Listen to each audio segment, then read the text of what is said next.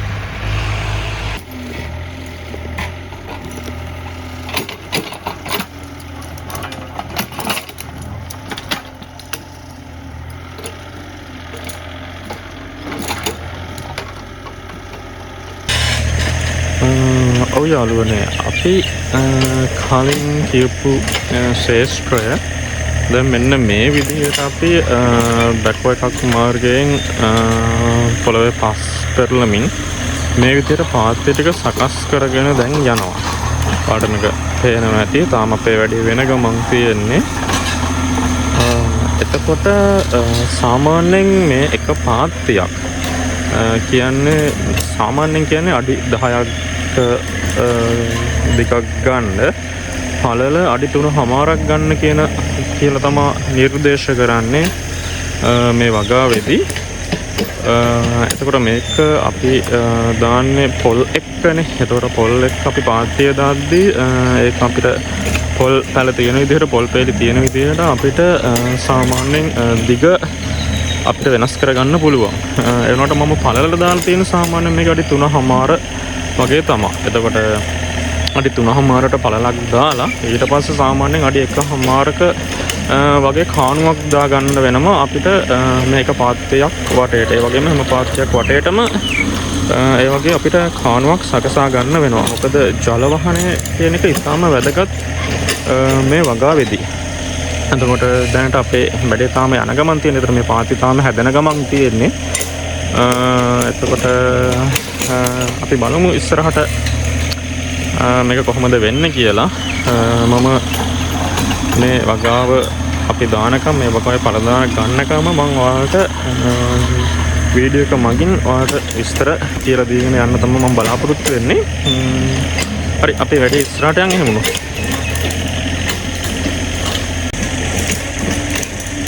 ඔව් ඒ වගේම මට තව දෙයක් කියන්න ඕන. ඔයාලා යටි වගාවක් විදිහට මේ භෝගය වගා කරන්න හිතාගෙන ඉන්නවා නම් මම මේ අරන් තියෙන පාත්‍රය දැන් ඊටකඩ සීමිත ප්‍රමාණයක් තියෙන හින්දා මම මේ අරන් තියෙන පාත්‍රය මේ පොල් ගහට ගොඩාක් ළඟින් තමයි අරන් තියෙන්නේ.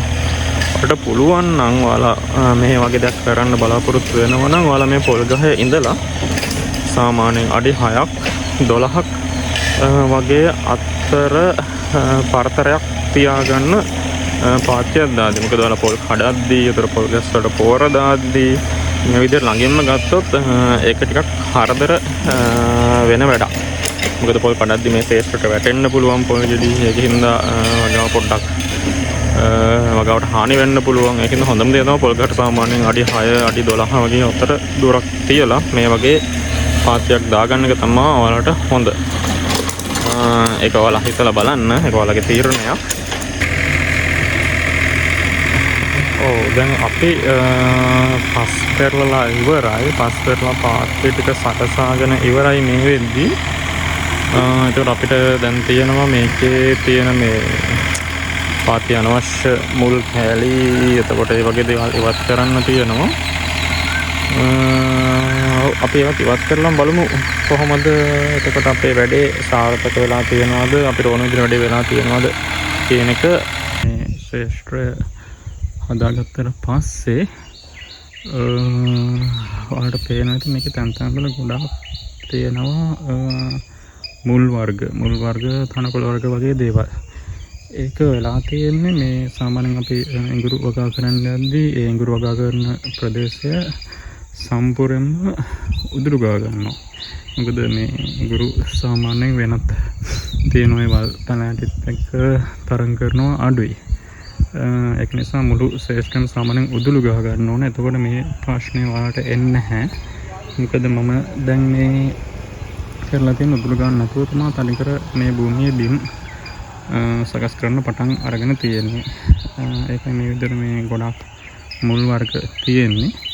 මේ අනික තමයි මම ඔයාලට කලින් මතක් කරා මේ ශ්‍රේෂ්ඨ සාඳාගද්දී පොල් ගහේ ඉඳලා අඩි සාමාන්‍යයෙන් 6යි 12යි අතර වගේ ප්‍රමාණයක් ඇරලා භූමිය සකස් කර ගන්න කියලා. ඒකට ප්‍රධානම හේතුව තමයි මේ ගොඩක් දැන් ඔයාලට මේක පේනවා ඇති මේ ගොඩක්ම තියෙන්නේ පොල් මුල්. දැන් ඔයාලා අර විදිහට හදාගත්තා නම් මේ වගේ මේ පොල් මුල් මේ තරම් ඔයාලට මේ ශ්‍රේෂ්ඨය හිටින්නේ නැහැ. මොකද එහෙම වුණොත් ගොඩක් අතින් අයින් කරන්න යනවා. මේ තියෙන මුල් මම දැන් ගොඩක් අයින් කරා. මේ දැන් ගොඩක් මේකේ පේන මුල් ගොඩක් පොළොවේ යටින් තමයි යටට තමයි ඒක හයි වෙලා තියෙනවා. ඇද්දට සාමාන්‍යයෙන් එන්නේ නැහැ. ඒ කියන්නේ ලොකු ශ්‍රමයක් දරන්න ඕන එක අදින්න. ඒකින්ද මම මේ විදිහටම මේ භූමිය දැන් තියෙද්දි මේ භූමියේ මූලික කොටස් ටික මම දැන් ඉවර කරන්න තමයි හදන්නේ. එතකොට අපිට ඊගාම් පියවර විදිහට සාමාන්‍යයෙන් ඉඟුරු වගා කරද්දී pH අගය පස්සේ pH අගය සාමාන්‍යයෙන් දල වශයෙන් 5.5 6.5 වගේ අතර තියෙන්න ඕනේ. එහෙම නැත්නම් ඔයාලට ඒක ඩොලමයිට් වගේ මොකක් හරි දෙයක් ඒකට යූස් පාවිච්චි කරන්න වෙනවා. ඒක ඔයාලට ඒකේ pH එක පරීක්ෂා කරගන්න පුළුවන්. ඒ ව්‍යාපෘති නිලධාරී හරි ඒ ගවේෂණ කාර්යාලයට ගිහිල්ලා ඒගොල්ලන්ගේ සහාය අරගෙන එතකොට දැන් මම මේකට ඩොලමයිට් යොදන්න වෙනවා මට. එතකොට අපි බලමු ඩොලමයිට් යොදුවට පස්සේ එතනින් එහාට කොහොමද උඩ ටික වෙන්නේ කියන එක. එතකොට අනිත් ප්‍රධානම දේ තමයි ඉඟුරු වගා කරන කාල සීමාව. එතකොට සාමාන්‍යයෙන් ඉඟුරු වගා කරන්න භූමිය සකස් කරගන්න සාමාන්‍යයෙන් දෙසැම්බර් මාසෙ වගේ තමයි. දෙසැම්බර් මාසෙ ඉඳලා භූමිය සකස් කරගත්තාම ඔයාලට ඒක ගානට ඒ භූමිය නඩත්තු කටයුතු කරගෙන උදුළු ගාගෙන මේ විදිහට ඔයාලට සාර්ථකව පසු සකස් කරගන්න අවස්ථාව තියෙනවා පෝර දාගෙන. ඒ වගේ විදිහට ඒ වගේම ඉඟුරු අපි සාමාන්‍යයෙන් බීජ මේක රෝපණය කරන්නේ සාමාන්‍යයෙන් මාර්තු අග වගේ ඉඳලා මැයි සාමාන්‍ය මුල වගේ අතර කාලය තමා සාමාන්‍ය ඉඟුරු රෝපණය කරන්න සුදුසුයි කියලා තියෙන්නේ. ඒ වගේම සාමාන්‍යයෙන් අර පැරණන්ගේ මතයක් තියෙනවා අල වර්ග වදා කරද්දී සාමාන්‍යයෙන් සවස් කාලේ තමා කරන්න ඕන කියලා. මම හිතන්නේ ඒකට අර සාමාන්‍යයෙන් අර බතල වගේ අලගන්තම මේ වගේ අර කිරි තියෙනවනේ ඒකින්ද ඒහා සම්බන්ධ මතයක් තමා තියෙන්නේ. මම ඒක විස්තර කරන්න යන්නේ නැහැ. සාමාන්‍යයෙන් ඒතකොට පැරණන්ගේ මතය වෙන්නේ සාමාන්‍යයෙන් අල වර්ග හවස් වර්ගය තමා රෝපණය කරන්න සුදුසුයි කියලා. එතකොට සාමාන්‍යයෙන් මට හිතෙන්නේ හොඳම කාලය වගේ වෙන්නේ අප්‍රේල් මාසේ වගේ තමා හොඳම කාලය වෙන්නේ. කියන්නේ අනිවාර්යෙන් වැහලා වැස්සට පස්සේ වගේ තමා රෝපණය කරන්න සුදුසු වෙන්නේ. ඔව් මේ පේන්න තියෙන්නේ එතකොට ආරට ඩොලොමයිට් යොදලා අවසන් වූ සෙල්ස්ට්‍රේ පසුව පෙන්න ආකාරය තමයි මේ වලට පේන්න තියෙන්නේ මෙතන. ඔව් ඒ වගේම එතකොට අපිට මේ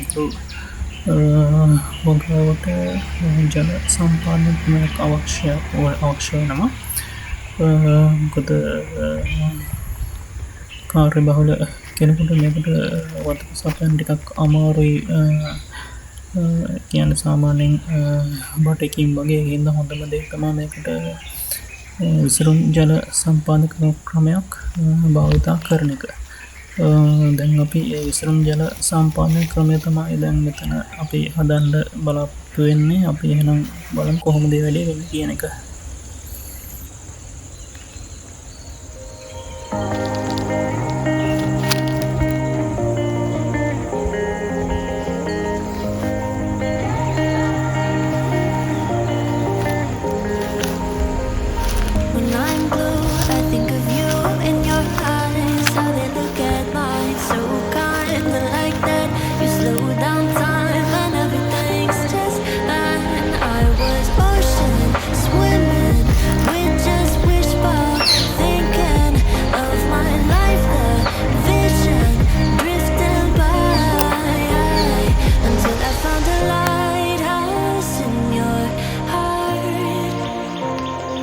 Shining like a beacon of bright stars. How does life go wandering far until I found the lighthouse guiding me out the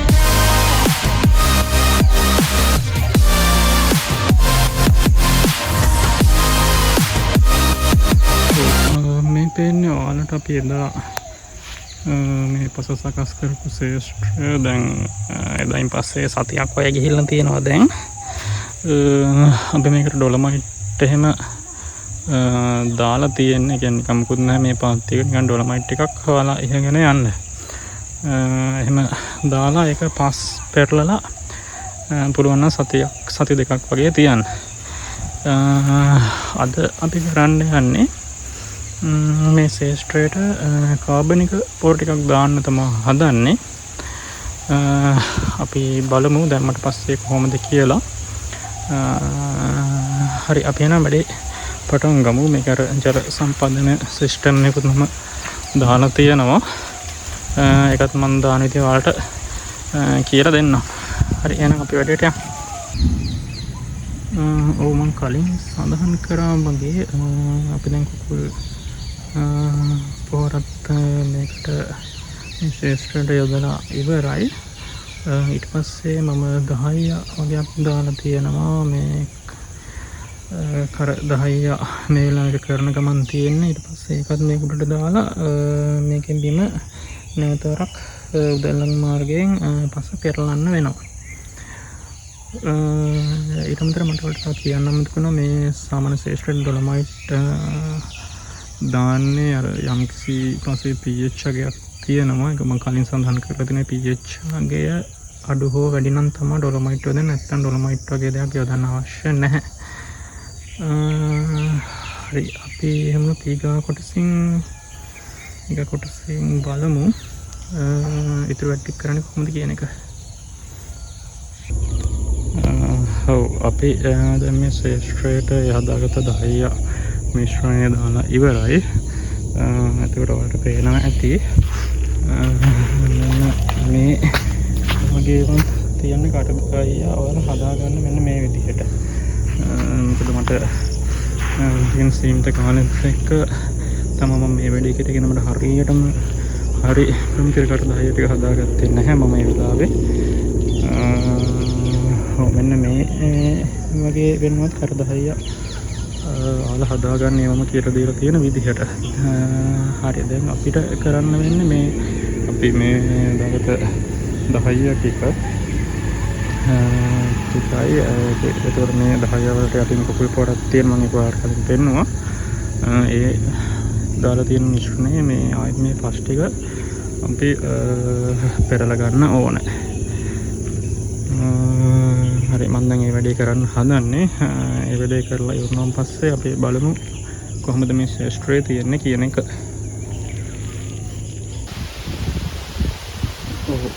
මේ තියෙන්නේ මේ ශේෂ්ත්‍රය ආයෙ සතියකට පස්සේ පේන විදිය වන්නට. එතකොට මම මේකේ මෙතෙන්ට තියෙනවා පොල්ලතු ඇදගෙන තියෙනවා මේක රස්මක් යොදන්න. සාමාන්‍යයෙන් මෙයාගේ රස්ම යොදන්න සාමාන්‍යයෙන් පෙදරු වලින් පෙදරු හොයාගෙන අපස්සම පොල්ලතු ගන්නෙ. ඒකට මම දැනට පොල්ලතු මේ වගේ මෙතන ලං කරගෙන තියෙනවා. ඒ කියන්නේ මම පස්තිය හදාගෙන තියෙනවා මේ වෙද්දී ප්‍රවිහිදුම් ජන සම්පාදනයේ මම මේ ගහලා තියෙනවා. අපි බලමු මේක ඔන් කරලා අපේ වැඩි සාර්ථක වෙලා තියෙනවද කියලා.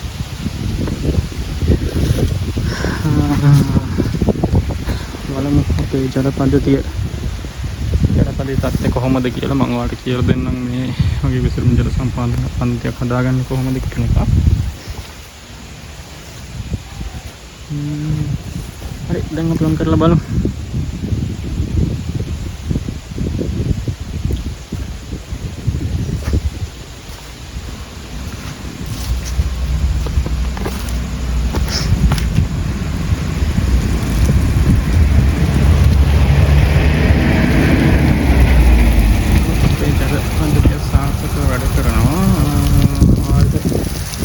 Nanti මේ වෙද්දී මේක වැඩ කරන විදිහ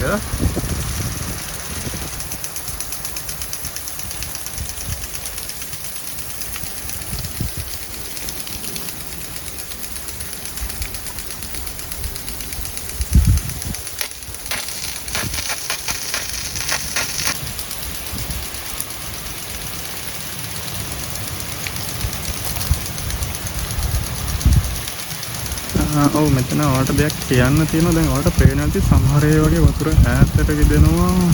සමහර ඒ වගේ වතුර මෙතන ප්‍රමාණය අඩුයි කැටි කැටි ගෙදෙනවා වගේ ඔයාලට පේනවා සමහර ඒ වගේ. ඒකට මේවා අපි ඇඩ්ජස්ට් කරගන්න ඕන අපිට ඕන විදිහට. අපි බලමු කොහොමද මේ ඇඩ්ජස්ට් කරගන්නේ කියලා.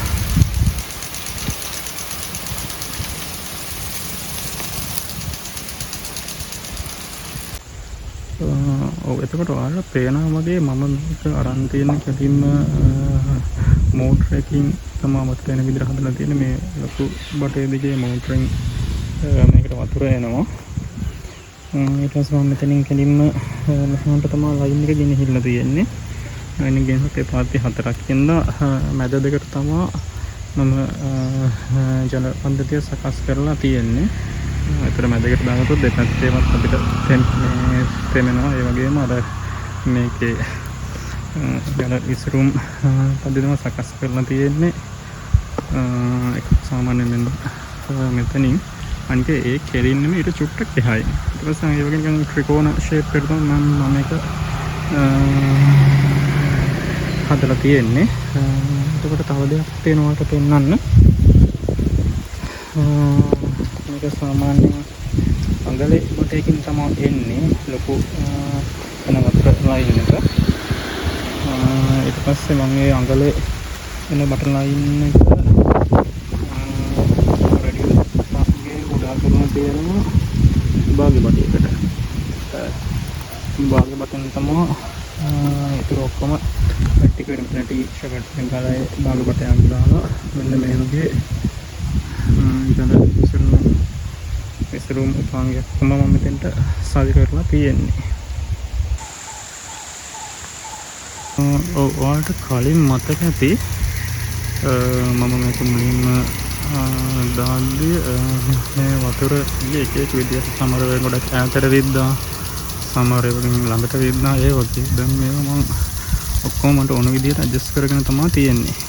දැන් වලට පේනවා ඇති ගාන ක්‍රමානුකූලව මේකෙන් හැමතැනටම වගේ වතුර විහිදෙන විදිහ.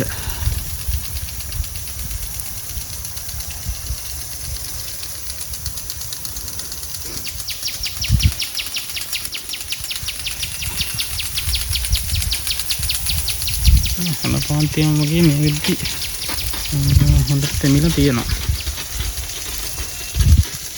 අපිට මේක ඕන විදිහට මේ ගන්න ප්‍රමාණය අඩු වැඩි කරගන්න පුළුවන්. මම ඔයාලට කියලා දෙන්නම් කොහොමද මේවා ඇඩ්ජස්ට් කරගන්නේ කියන එක. හරි, දැන් අපි බලමු කොහොමද මේක ඇඩ්ජස්ට් කරගන්නේ කියන එක. අන්තරවල මෙන්න මෙතන ලොක් එකක් පේනවා. මේක අපිට පුළුවන් දෙපැත්තට දාගන්න. මේක වැඩි හයිය නැහැ. පොඩ්ඩක් තම සාමාන්‍ය මේක නම් කඩලා යනවා. දැන් හිතන්නකො මේකේ ඔයාලට පේනවා ඇති මම එහාට මෙතන දැන් කරන්න යන වලට කියලා දෙන්නම් මොකද්ද වෙන්නේ කියන එක. මේක මේ යන්ට එකයි උඩ කැලේ දෙකක් තියෙනවා. මේක පුළුවන් අපිට මේක වටේ කරකවන්න. එතකොට මේක අපි හිතන්නකො මෙතෙන්ට දානවා. මේ කැලේ දාගන්නවා එහා පැත්තට. එතකොට මේක කැරකෙන්නේ ඒ ප්‍රමාණය අතර විතරයි. දැන් මේ තියෙන විදිහට මේක මේ වටේම මේ විදිහටම කැරකෙනවා. මට පැහැදිලිද දන්න. දැන් මේක හරි හිතන්න මේක මෙතනම තිබ්බා උඩ කැලේ දාගත්තා මේකම විරුද්ධ පැත්තට. එතකොට ඒ අංශ 180යි කරගෙන්නේ. දැන් මේ විදිහට හදාගත්තොත් මේක අංශ 360ම කැරකෙනවා වතුර විහිදෙනවා. එතකොට ආයේ ඔයාලට පේනවා ඇති මෙන්න මේ උඩ ලයින් එක. මේකෙන් තමයි අපිට මේකේ දුර කන්ට්‍රෝල් කරන්න තියෙන්නේ. මේක අපිට කරකවන්න පුළුවන් එහාට මෙහාට. ඉන්න මම ඔයාලට පෙන්නන්නම්. තන ඉතින් ටිකක් අපහසුයි මේ වැඩේ කරන්න.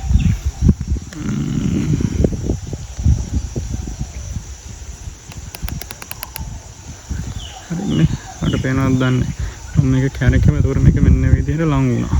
නිකන් නොමල් නැති මේම කරකවන්න තියෙන්නේ. මම ආයේ මේක මට ඕන ගන්න මේක ඇඩ්ජස්ට් කරගන්න පුළුවන්. මේක කරකවන විදිහට මේක ඈත් වෙනවා ලං වෙනවා. මම මේක උඩරිම දැන් ඈත් කරන්න තමයි හදන්නේ.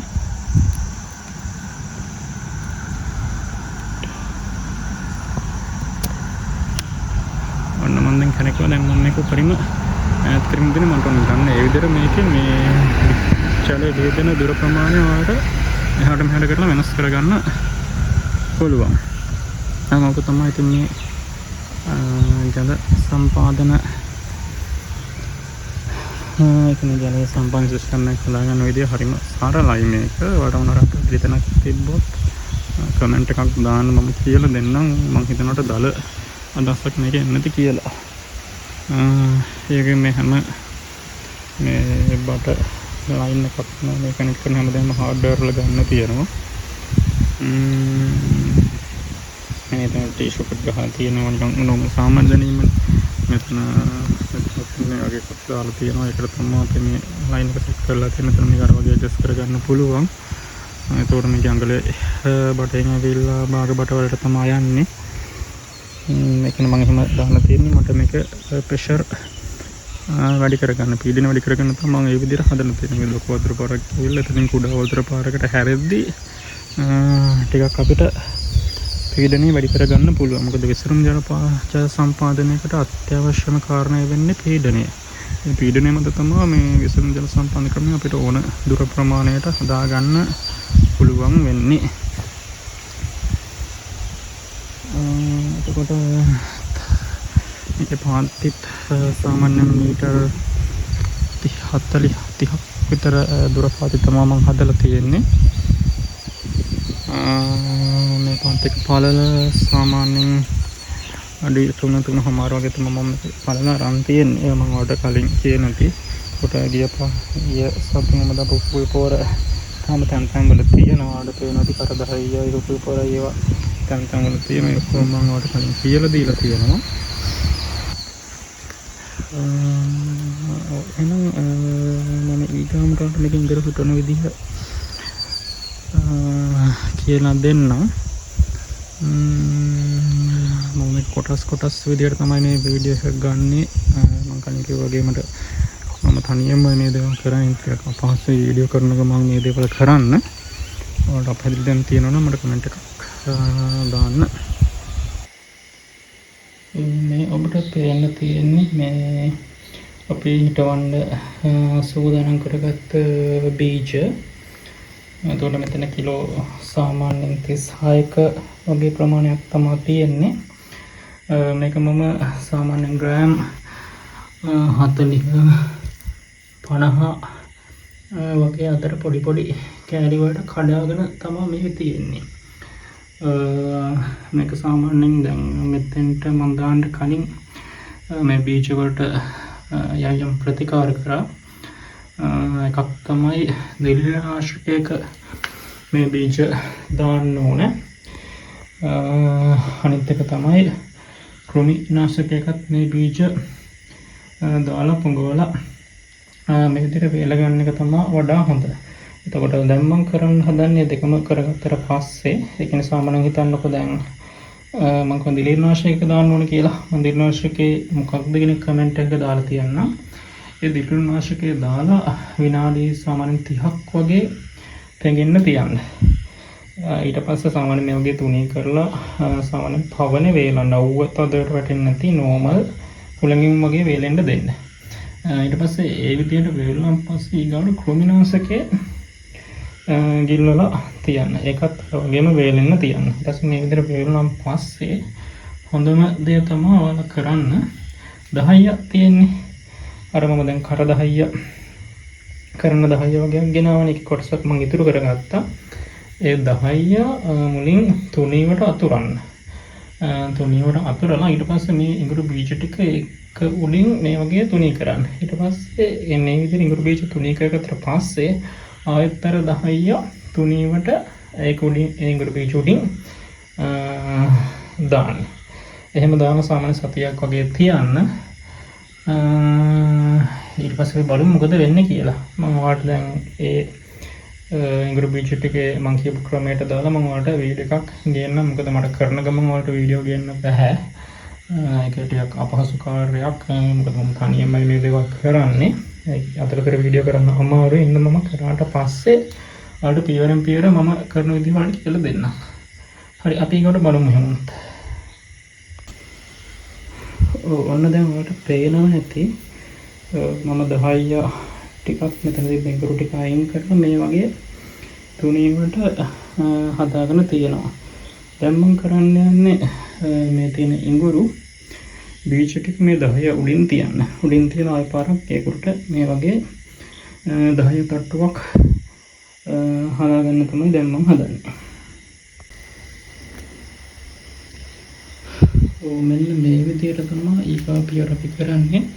මුලින්ම අර 10 තට්ටුවක් දැම්මා. ඊට පස්සේ ඉඟුරු තට්ටුවක් එකට දාලා ඊට පස්සේ උඩින් ආයේ 10 තට්ටුවක් දානවා. ඒකට මේ විදිහට ඔයාලා කරන සතියක් වගේ මේක මේ විදිහට තියාගන්න.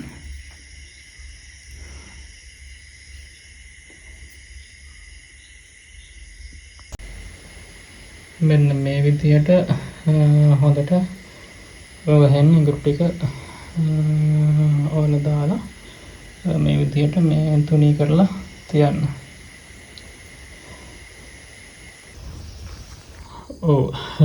දැන් අපි ලෑස්තිලා ඉන්නේ අපි දායේ වහගත්ත 10 මිශ්‍රණේ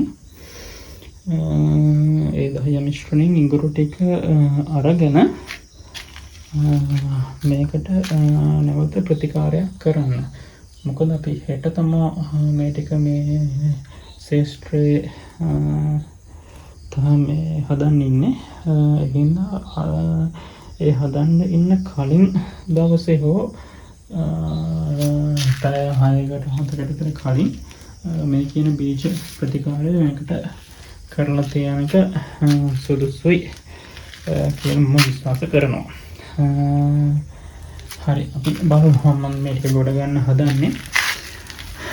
මේ තියෙන අපි දාගත්ත ඉඟුරු බීජ අපි ඒවා අපිට ඕන ගානට කෑලි කපා ගත්තා. මේවට පේන දේ මෙතන ඇවිල්ලා තියෙනවා මොටෙයි එක. ඒ අපි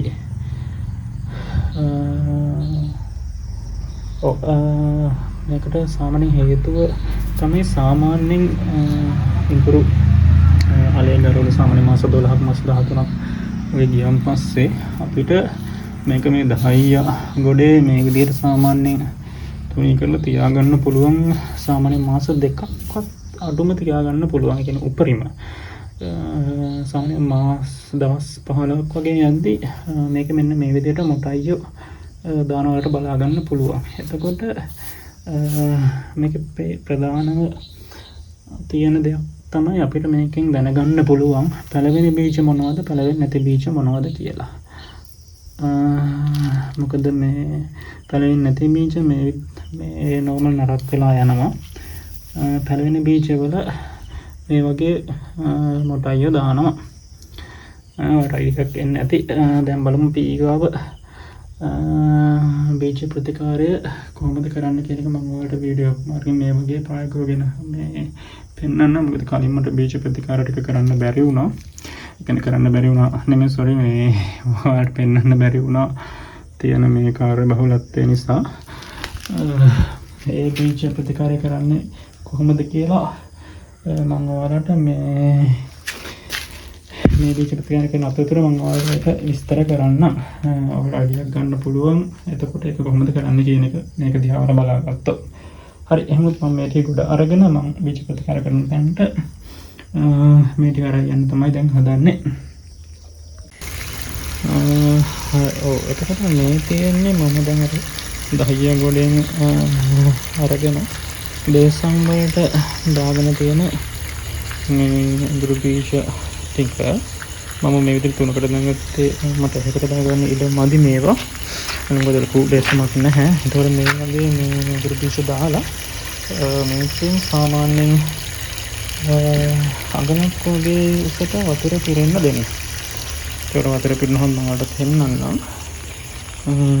ඒ වගේම මෙතන ඔයාලට පේන මේක දිලේ නාශකයේ තියෙනවා. මම දෙකට පෙන්නන්නම්. මේ තියෙන්නේ මේ දිලේ නාශකයේ. එතකොට මම ඔයාලට කිව්වනේ කවුරුත් බීජ ප්‍රතිකාරයක් කරා කියලා. ඒකට දැම්මේ මෙන්න මේ දිලේ නාශකයමයි. මේක දැම්මේ සාමාන්‍යයෙන් ලීටර් 10කට මේකෙන් ග්‍රෑම් 30ක්. ඒ විදිහට තමයි දිනවසේ මම කලින් දැන් මේ වගේ නේෂන්කට මේ වගේ වතුර පුරවලා ඒ දිනවසේ මුලින් දාලා මම හොඳට බිය කරා. බිය කරලා ඉඟුරු බීජ ටික ඊට පස්සේ තමයි බේ දිනනාශකයට දැම්මේ. දාලා විනාඩි 30ක් තිබ්බා. විනාඩි 30ක් තියලා normally මේ වගේ බීමක නිකන් වේලන්න පවන වේලන්න වගේ තමයි මම දාලා තිබ්බේ. එහෙම දවසක් තිබ්බා පවන වේලන්න. ඊට පස්සේ ඊගාව දවසේ මම තමත් පරිගයක් ගත්තා. ඒක නම් දැන් ඔයාලට මෙතන නැහැ පෙන්නන්න. ඒකට අපි normal කියන නම එක නෙමෙයි හරිනම. මම ඔයාලට කමෙන්ට් එකක දාන්නම් ඒක මොකක්ද කියලා. ඒ දිලිනාශකයේ සාමාන්‍යයෙන් මේ වගේම තමයි ඉඟුරු මේ වගේ දේශම්කට දැම්මා. මේ වගේ වතුර ගේවුවා. ඊට පස්සේ දිලිනාශකයේ මේ වතුර ලිටර් 10කට ග්‍රෑම් 5යි දාන්නේ. ඒ 5ක් දාලා ඒකෙන් විනාඩි 6ක් තියන්න ඕන. හැබැයි විශේෂත්වයක් තියෙනවා. අපි එකපාරක් පාවිච්චි කරපු දිලිනාශකයේ තමයි ආයෙ ඉඟුරු දාන්න බෑ. ඒ දිලිනාශකයේ විශේෂයෙන් ආයෙත් අලුතෙන් මේ මිශ්‍රණය කරනවා. අලුතෙන්ම තමයි ඊගාකට දාන්න වෙන්නේ. අන්න එහෙම තමයි දිලිනාශකය. අනේ දිලිනාශකයේ සාමාන්‍යයෙන් ඒකට හරියට 5ක් නේ. අපකට සාමාන්‍යයෙන් එකපාරකට දාන්න පුළුවන්. ඒකට කිලෝ 9ට වගේ ප්‍රමාණයක් දාන්න පුළුවන්. ඒක ඊගා 9 දාලා අලුතෙන්ම මිශ්‍රණය හදුවා. ආයෙ ඒ වගේ දැම්මා. දැන් අද කරන්න යන්නේ මේ මම කලින් දෙන්නක දිලිනාශකයේම මේ දේශමට දානවා. ඒක ඉඟුරු පිළිමුලින් දාලා වතුර මේක පිරෙන්න දානවා. පිරෙන්න දාන ඉඟුරු යට යන අඟලක් වගේ උසට වතුර ප්‍රමාණය දානවා. දාලා අර දිලිනාශකයෙන් නිකන් මේක උඩින් දානවා. දාලා පැය දෙකකට පස්සේ බේස් එක සුට්ටක් කලක් වෙනවා. තව පැය දෙකක් ගියන් පස්සේ අනිවාර්යයෙන්ම බේස් එක කලක් වෙනවා. ඒක තව පැය දෙකක් ගියන් පස්සේ මේ ටික අයින් කරලා පොඩ්ඩක් කොමන දෙලෙන්න දෙනවා. ඊට පස්සේ තමයි අපි හිතවන්න යොදා ගන්න. මේකට මට පැහැදිලි ඇති කියලා මොකක් හරි ගැටලුවක් තිබ්බම කමෙන්ට් එකක් දාන්න. මෙතනම විස්තර කරන්නම් තව. දැන් මේක කාට ගත්තට පස්සේ තේන විදිහ තමයි මේ ඕල්ට දැන් තේන්නේ. හරි ආය අපි පැය දෙකකට පස්සේ මේ විදිහට මේක පොඩ්ඩක් කනත්ත ගන්න ඕනේ. අපි බලමු ඒක කොහොමද කරන්නේ කියන එක. මේ තියෙන නැවත පැය දෙකකට පස්සේ මේක පෙන්න ආකාරය.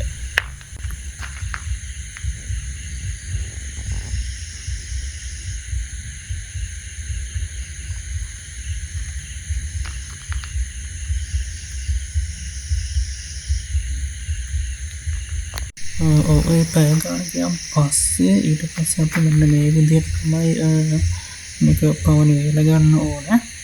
මේ විදිහට වේලගෙන සාමාන්‍යයෙන් රැයක් එකෙන් පැය 6කට වගේ අර වගේ දීර්ඝාෂකයේ තියෙන පස්සේ මේක මේ වගේ පවන වේලෙන්න දෙන්න. ඊට පස්සේ තමයි අපි මේක ශේෂ්ත්‍රයේ හිටවන්න අරගෙන යන්නේ. ඒ තියෙන අපි බීජ ප්‍රතිකාරය කරලා ඉවර වෙලා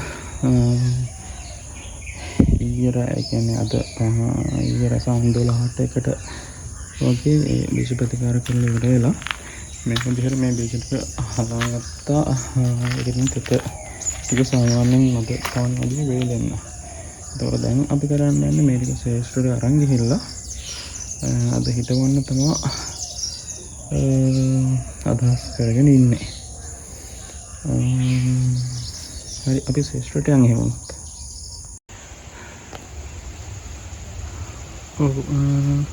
දැන් අපි අරගත්ත මේ බීජ ටික මෙතෙන්ට ගෙනා මේ ශේෂ්ත්‍රය හිටවන්න.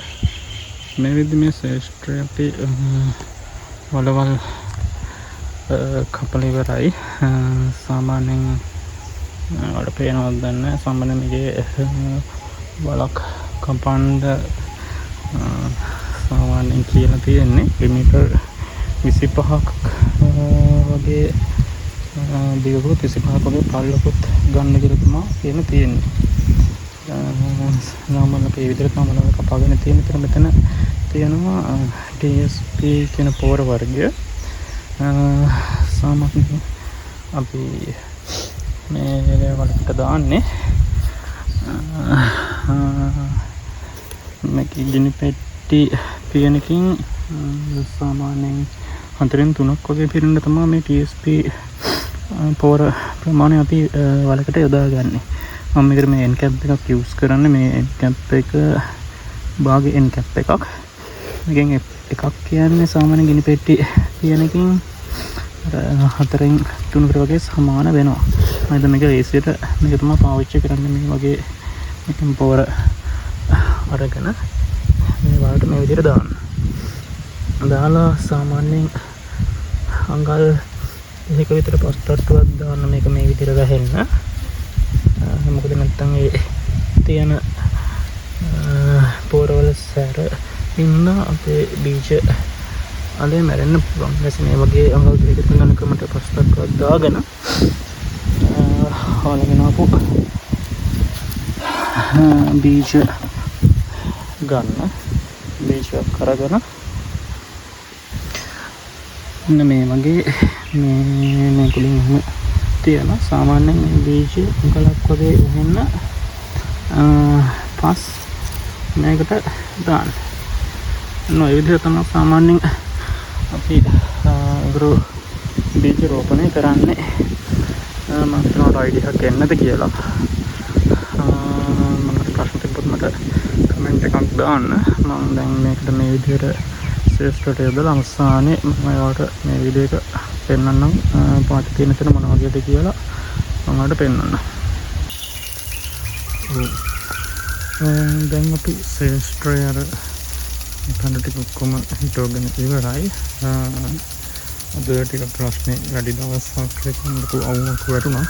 ඒක නිසා මම මේකට දැම්ම වස්මක් කියදුවේ නැහැ. වසන් කරේ නැහැ මේක පොළොන්නතු වලින්. මම මේකට වතුර ටිකක් මේ විදිහට මේ දානවා. දාලා මේ වැඩේ ඉවර වෙලා පස්සේ තෙත ගතිය තියෙද්දි තමයි මම මේක වසන් කරන්න හදන්නේ. අපි මේ විදිහට ටිකක් මේක තියෙන්න දීලා පස්සේ තෙත ගතිය සාමාන්‍යයෙන් ටිකක් හොඳ මන්ට වුණාට පස්සේ මේකට වසන කියදමු. මම ඒකත් වීඩියෝ එකක් ඔයාලට එහෙම අරගෙන එන්නම්.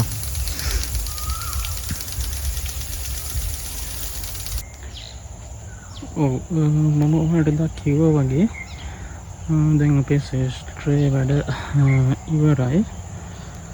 බීජ ශේෂ්ත්‍රය දාලා එතකොට අවශ්‍ය කරන පොර දාලා විහිදුම් ජල පද්ධතියක් දාලා ඒ කියන්නේ පොල් වතුරත් සෙවලි කරලා සීලන වැඩ දැන් අපේ ශේෂ්ත්‍රය ඉවරයි.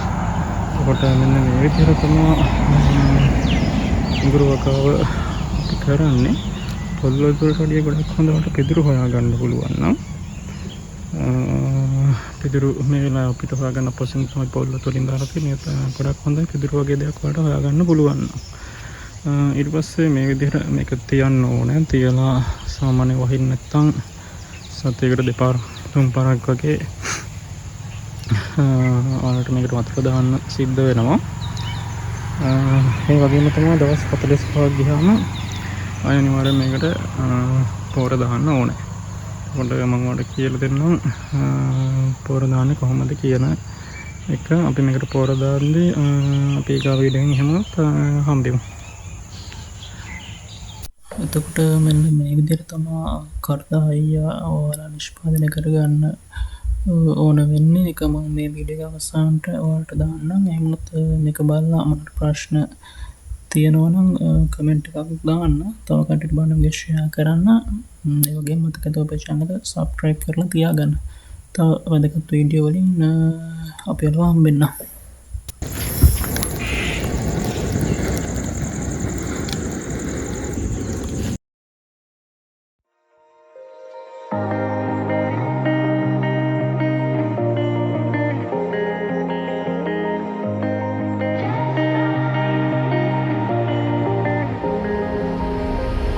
When I'm blue, I think of you in your eyes. How they look at mine, so kind of like that. You slow down time and everything's just fine. I was ocean swimming with just wishful thinking of my life, the vision drifting by until I found a lighthouse in your heart, shining like a beacon of bright stars. I was in a life wandering far until I found a lighthouse in your heart, guiding me out the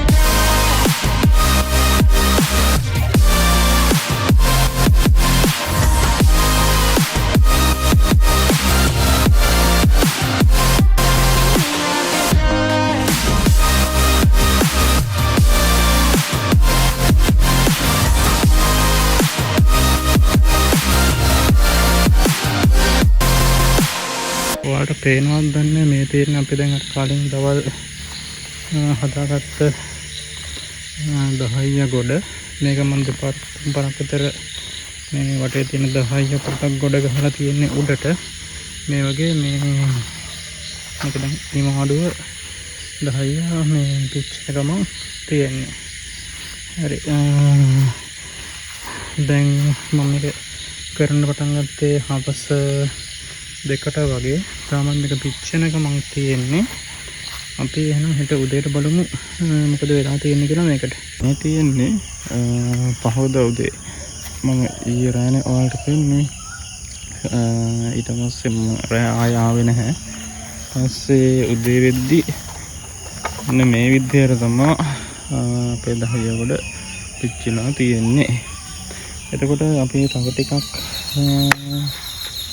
මේක අවශ්‍යම ආයෙ පොඩ්ඩක් ගොඩ ගහලා තියමු. නැත්තම් දැන් මේක පොඩ්ඩක් ඇතුළ පිච්චිලා ඇත්තේ ගොඩක් දුරට. පොඩ්ඩක් අවුස්සලා අපි බලමු මොකද වෙලා තියෙන්නේ කියලා. හරි දැන් මම පොඩ්ඩක් ගොඩ අවුස්සලා ආයෙ පොඩ්ඩක් ගොඩ ගහලා තියෙන්නේ. එතකොට මේක තවත් මේ විදිහටම අද දවල් වගේ නිකන් තිබුණා හොඳටම මේ වගේ 10 මොඩපත් වෙනවා. මේක මට ඇති කියලා හිතනවා අපේ වැඩේට. අපි බලමු මොකද මට සින්ද කාලයක් තියෙනවා දැම්ම කරන්න. ඒකින්ද පොඩ්ඩක් බලමු. සාමාන්‍යයෙන් වල් කරනවා නම් මේක ටිකක් කළු පාටනකම තියන්න. මේ විදිහට කොට ගන්න. එතකොට මේක එයා විසින්ම හිමීට මම කර 10 බවට පත් වෙනවා. එතකොට මෙන්න මේ විදිහට තමා ඔයාලට කර 10 විශාල ප්‍රමාණයක් එකපාර හදාගන්න පුළුවන් ලේසිම ක්‍රමය.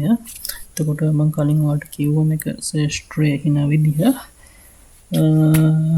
එහෙනම් අපි නැවත අලුත් වීඩියෝ එකකින් හම්බෙමු.